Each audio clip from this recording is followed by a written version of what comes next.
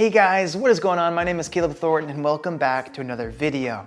We recently just took a look at the Rival 3 gaming mouse from Steelseries, which I thought was a steal for just $30. And today we're taking a look at another product from Steelseries, which is a keyboard, and it's called the Apex 3. Features some things like a water-resistant build, RGB lighting, and also a quiet membrane switch, and also for a nice, decent, budget-friendly gaming keyboard price. Stick around as always to hear about the build quality, features, and to see whether it's worth the price they're asking and if the keyboard's gonna be right for you. You can find the Apex 3 on both Amazon's or Steelseries website for just $50, which is definitely a nice competitive pricing.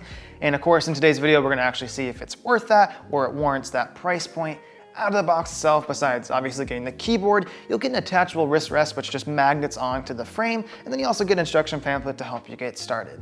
Let's start with talking about the design and build quality of the Apex 3. And remember, this is not a mechanical keyboard, this is a membrane keyboard. So if you want to look into that difference yourself, you can obviously search that. I'm not going to go into detail the difference between a mechanical switch versus a membrane switch in this video though. This is a full-size keyboard, so you're gonna get things like your number pad, function row, shortcut keys, but one thing you don't get is you don't get a full set of dedicated media keys, but you have your volume roller and this button right below it. The volume roller has a function where it actually clicks in, and that's gonna allow you to either mute or unmute your audio track or video you're watching. Then the button below that's gonna allow you to either pause, play, skip forward or back. So you got all your media controls, it's just condensed down into these two buttons here, which work nicely. They went for a sort of floating key design over that frame, which I personally think it looks pretty good because that housing or the shell for where the switches, membrane switches are at, is kind of like a frosted white color. So when the RGB is on, I think it looks pretty cool as it glows up those housings. But also the downside to that is the fact that obviously that's gonna make a lot of kind of plastic exposed underneath those keys, so it kind of makes it look a little bit cheaper. So you might like that, you might not like it, just something to take into consideration when buying it. The frame is an all plastic design, which when I do put pressure on it, I do get a little bit of flex in there, but nothing that's gonna be bothering you for day-to-day use or gaming. For me personally, no issues at all. It's just when I actually was putting pressure on it, I got a little bit, nothing that's actually gonna cause issues for you though, for day-to-day use. The cable is fixed into the keyboard, so you can't pull it out or switch cables out with it, and it just runs off to a standard USB-A-N, which can obviously be plugged into the back of your computer. Something cool that's included in this keyboard, which I've seen on another keyboard, is you get these routing options on the bottom, so maybe your PC's on the left or right side of your desk, you have that option to be able to run that cable out of either the left or right side, or just like I have it right now, running out of the back middle. On the bottom as well, you do get some nice rubber feet in the bottom just to help it not slide around your desktop. And then you do get two flip out legs in the back just for one level of adjustability as far as incline goes, if you like to have that for your typing or gaming day-to-day productivity use. Also, the included wrist rest is just a hard plastic and it's magnet, so it magnets right onto that front frame of your keyboard. Even though it is a hard plastic, it actually feels really nice. It kind of has a soft finish on the top. I found it to be really comfortable just for day-to-day use as well. Let's talk about actually using this now. And again, this is a membrane keyboard, which makes for a nice, quiet typing experience. And before we talk any more about the switches themselves, I'm gonna go ahead and give you guys a sound test so you can hear it for yourselves.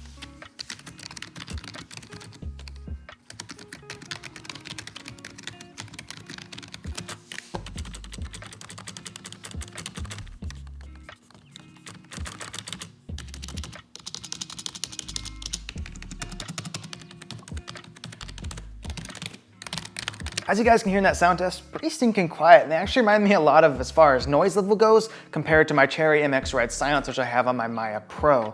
As far as feel goes, that is definitely a different thing, and if I had to compare it to something, I'm comparing it to a mechanical keyboard switch that is, I would say it reminds me a lot of a Cherry MX Brown maybe, as far as you get that, it's a little bit harder to push down, but then you also get that tactile bump there. I'm not the biggest fan of the way they feel. I do like the fact that they're quiet though, because I am a fan of linear switches in general.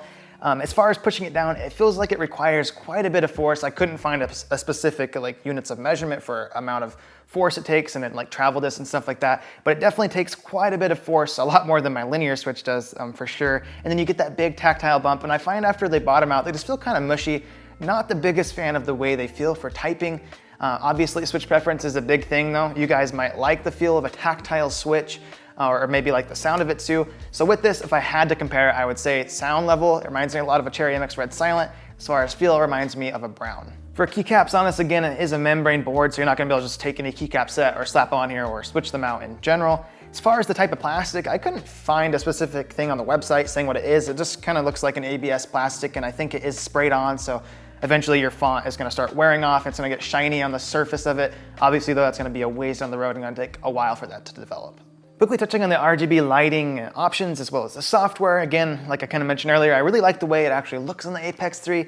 Those white, kind of frosted white housings on those membrane switches. I think how the RGB shines through there, it looks pretty cool. You actually get 10 different zones to customize this board, which is a lot of them. And you can choose each of those individually if you want, set different effects or colors in each of them, or you can just choose them all together and customize all those zones together.